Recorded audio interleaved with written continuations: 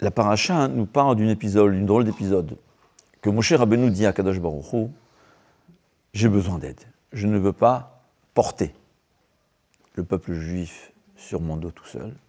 Je me dis, d'accord, tu vas associer à toi 70 prophètes. Les prophètes, au fait, c'était le rôle d'éducateurs, c'est le rôle d'enseignants, c'était pas seulement prophétie pour eux-mêmes. Les prophètes, c'était principalement pour indiquer le chemin au peuple juif. Il lui dit, il y aura 70 prophètes qui vont s'associer à toi.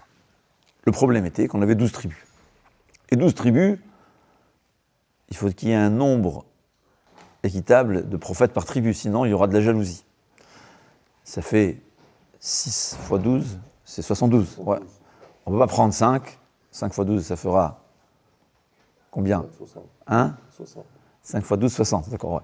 Et 6 x 12, c'est 72. Mais Hachem lui a dit seulement 70 Névi'im. Il lui a dit, qu'est-ce que tu vas faire ? Chaque tribu va nommer les 6 pieux, les 6 sages de la tribu. Ils vont tous venir autour du Mishkan, du tabernacle, et il y aura une tombola, un goral, un tirage au sort. Il y aura 70 papiers où c'est écrit prophète, et 70 papiers où c'est vide. Et c'est ce qu'ils ont fait. Il dit qu'il y avait Eldad ou Medad, qui eux ont décidé de ne pas assister. Bien qu'ils aient été nommés par leur tribu comme les sages de la tribu, ils n'ont pas assisté. Certains midrashim disent, parce qu'ils ont dit peut-être ce ne sera pas nous. Et c'est un peu étonnant, parce que la suite est quoi ? Qu'ensuite c'est écrit qu'eux, ils étaient nommés prophètes, en fait. Sans le savoir, sans le vouloir. Ils étaient chez eux, ils ont commencé à devenir des prophètes. Mais le midrash, il dit qu'ils avaient 5 qualités par rapport aux autres. Ils étaient des prophètes plus élevés que les autres. Ouais. Par exemple, qu'ils ont prophétisé pour le futur, pas seulement pour le présent. Qu'eux sont restés des prophètes, même après cet épisode. Parce qu'au fait, les autres Névi'im, c'est écrit, ils ont prophétisé, et ensuite, ils n'étaient plus prophètes. Mais ça veut dire, je m'imagine qu'ils ont eu un poste élevé qui pouvait aider Moshe Rabbeinu. Mais en domaine de prophétie, ils ne continuaient pas. Mieux encore, le midrash est intéressant, que tous les autres Névi'im, c'était une névoie, une prophétie qui venait de Moshe Rabbeinu. Alors que les deux, Eldad ou Medad, ils ont eu une prophétie directe d'Hachem. Alors attends, ils n'ont pas voulu assister, ils ont une invitation d'honneur, ils ne sont pas arrivés. Il y a un midrash Rashi, il y a un ancien Rashi, c'est pas imprimé chez nous, il y a un Rashi, peut-être oui aujourd'hui, mais il y a des Rashi où c'est écrit comme ça. Ils ont dit, nous, on est les moins grands de tous ces 70. Sur les 72, on est les plus petits. Qu'est-ce qui va se passer ?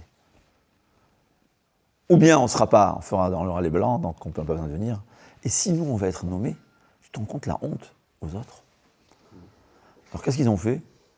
Ils ont dit, on ne veut pas. On ne veut pas être des prophètes. On laisse la place aux autres. On veut que tous les 70 présents, eux, seront des prophètes.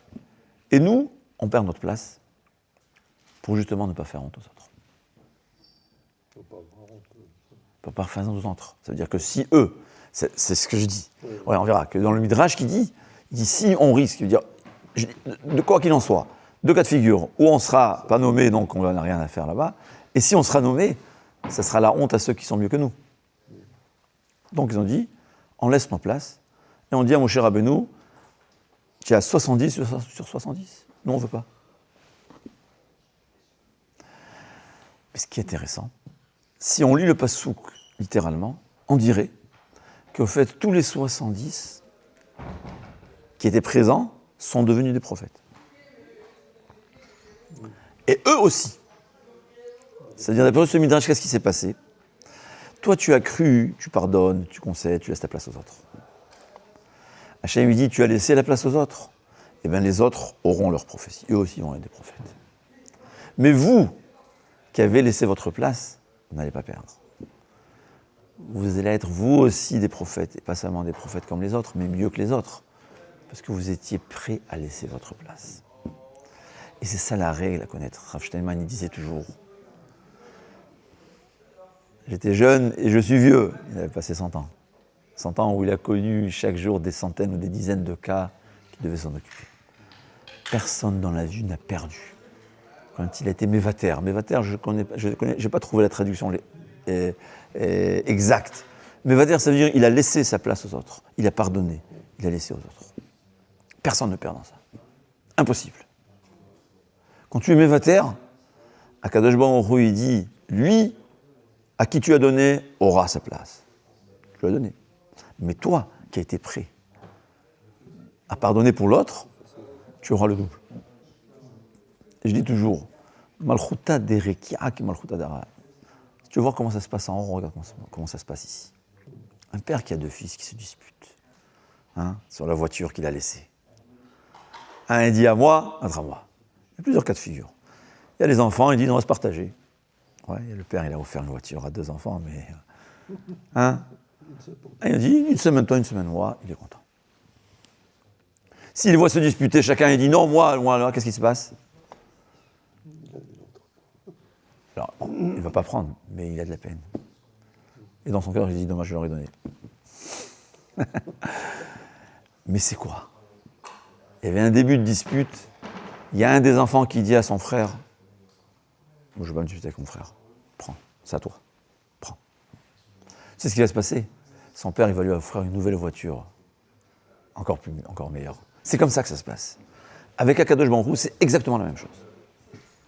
Exactement la même chose. Chafetz Chaim, il disait, Akadosh Baruch Hu n'aime pas quand on se dispute pour l'argent. Il y a beaucoup d'affaires. Il y avait une fois un élève du Chafetz Chaim. Il a donné à ses enfants, il leur a dit, dès qu'il y a un conflit d'intérêts, l'argent, je laisse aux autres. Dans le Chafetz Chaim, une fois, il avait dit. Chafetz Chaim, il a dit, et Reb Nosson Tzvi Finkel aussi, dans une autre histoire, c'est un peu long.